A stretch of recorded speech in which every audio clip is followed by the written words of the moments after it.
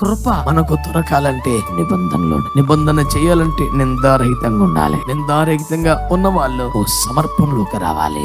ఓడ నిర్మాణములో అందరూ భాగస్వాములు అవ్వాలి. మారు మనసు, అటు తర్వాత బాప్తిస్మం, అటు తర్వాత పరిశుద్ధాత్మ నింపుదల, అటు తర్వాత మూర్ఖులకు ఈ తరం వారికి వేరై రక్షణను కాపాడుకోవటం. కడవరి రక్షణ ఉంది.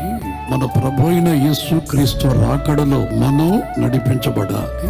క్రీస్తు వలన వచ్చే నీతి విశ్వాసం వలన వస్తుంది. ఆయన రక్తమందు నమ్మకం ఉంచావు, విశ్వాసం ఉంచావు, దాని వలన నీతి వస్తుంది. ఇప్పుడు మనం నీతి కలిగి బ్రతకాలా లేదా? నీతి మంచుడు మాట ఇవ్వగా నష్టము కలిగిన అప్పుడు హల్లెలూయా. మంచి సహవాసం, బైబిల్ తో సహవాసం, మోకాళ్ళతో సహవాసం, సంఘముతో సహవాసం చేద్దాం. 4, ఈరోజు క్రైస్తవ సమాజం నేర్చుకోవలసిన పాఠాలు ఇవి. సహవాసంలో లేని వానికి సమాధానము లేదు.